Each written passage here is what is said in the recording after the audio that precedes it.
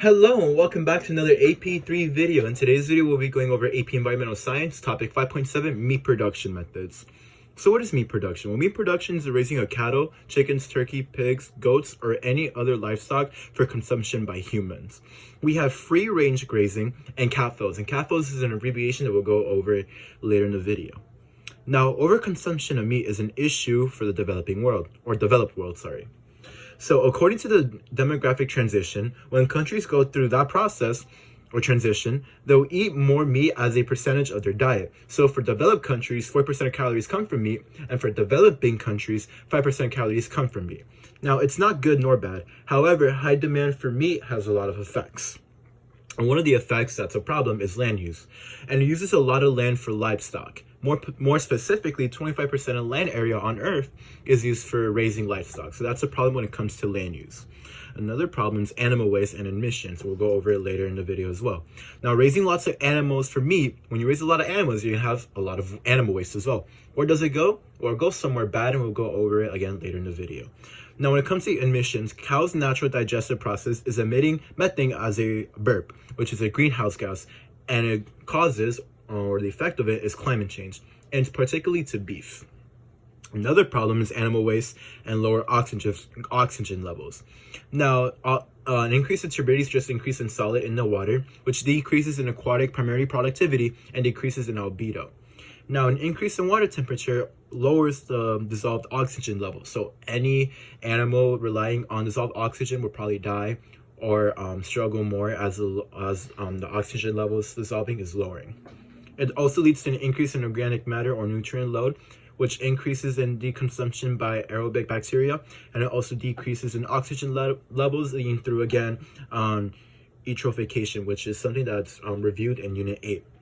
It's the same process that happens when it comes to soil erosion, and there's a little bit more information that we'll go over later, because there's problems that are there's problems that lead to this, but we'll go over it later. And then animal waste and fecal coliforms. Now, coliforms are in the guts of all animals, and they're part of their waste as well. Now, animals have a type of bacteria in them. Most of them don't do anything, or benign. However, we have an E. coli variety, and it causes negative effects on humans. More specifically, it can end up in drinking water, which can be a point of ingestion to humans, and it can also make you sick. So whatever I have in blue, we'll go over it later today, later in this video, sorry, because there's another cause that leads to this effect. And now we're going to go over the 10% rule. Now, the 10% rule is basically where if we have, let's say we have a food web, whatever animal eats the trophic level lower is going to receive 10% of it. So when it comes to corn to people, it drops 1 in the amount of caloric energy being processed. However, when it comes from corn to livestock to people, it creates more work to have the same amount of calories needed in the end. So in the trophic perspective, it's more efficient to eat more lower trophic level than eating livestock. So now we're going to go over antibiotic and growth hormone use. Now, in overuse of antibiotics can lead to a drive artificial selection of antibiotic-resistant bacteria. So in order to remove the resistant bacteria, we're either going to have to use a stronger concentration or use more antibiotics, kind of like pesticide treadmill. Now, growth hormones are used to hasten the maturity of cattle. Basically, we're adding an outside chemical to the meat. And now we're going to talk about soil compaction. Now, soil compaction, when animals are all in the same place for a really long time, it can lead to the effects of soil erosion and damage to riparian zones, and it can also lead to no filtration, recharging groundwatering sources. And here's like a map that College Board used, or like an image showing crop versus meat production. If you want to see it, you can. And now we're going to be talking about what happens if we reduce meat consumption. What could happen?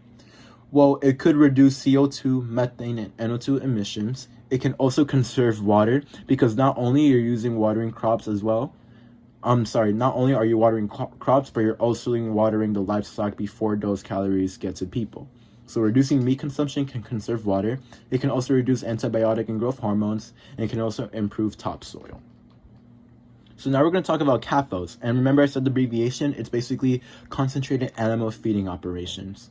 And basically you can raise any livestock and lots of animals. So basically it's lots of animals in a small space fed with high caloric food in order for them to grow as fast as possible to get to the market meeting the growth needed for meat in developing countries. it's large, but it's efficient. The good things about it, it's cleaning and feeding them are going to be easy, and it keeps costs down for consumers. We also feed them grain, and it also uses less land per head of livestock than other methods. So we're using less land. It's easier to clean and feed the animals.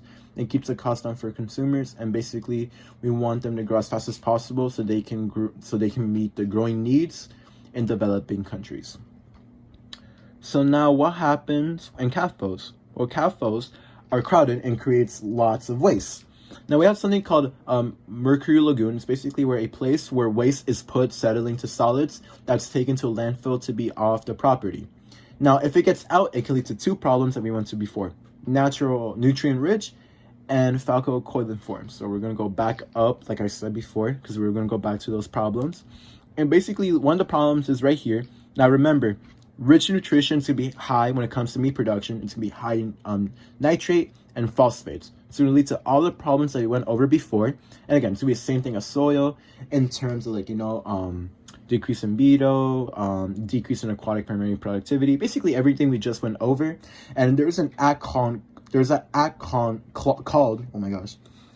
Clean Watering Act that can help with this whole process. And again, another problem is when it comes to animal waste is the fecal coliforms. And again, it's in the guts of animals, and not all of them do something, like the bacteria.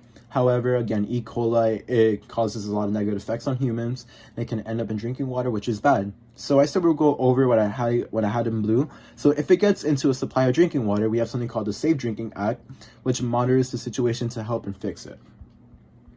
So that's what happens when we have waste and CAFOs, the two problems, if it gets out. So now we're going to talk about free range grazing. Now, free range grazing is basically taking livestock, allowing them to graze on what they eat naturally. Now, the good thing about it is that don't need to be preventative antibiotic in the same way of CAFOs. So animals naturally space themselves, which leads to less likely to have to guard against transmission of diseases. So we don't need to use antibiotics compared to CAFOs. Now, the bad thing about it is that we're going to be using more land per unit area, which can interfere with the habitat and biodiversity. Now, in a cost perspective, you need to do more to get each individual animal. Now, with no growth hormone, they need to be held a little bit longer so they can grow bigger in order to, kill them so they can be put in the market. That's the bad thing about it, honestly, really bad. So now we're going to talk about overgrazing. Now, overgrazing is a classic example of tragedy of the commons. So basically, we're going to skew towards self-interest. So you're going to let cattle graze longer so your herd of cattle or your herd can fatten up quicker than everyone else's to market it quicker. The bad thing about it is that grass can't grow back. So there's going to be no roots in the soil, and it's going to lead to all the problems that we talked about when it comes to soil erosion issues. And as organisms pass through a riparian zone, the habitat will become completely tampered as well. Now you have a place where waste can go to waterway to move elsewhere, which can lead to, again, soil erosion. And conversion of grass, and the problem with everything as well, it can do a conversion from grassland to a desert, which leads to desertification.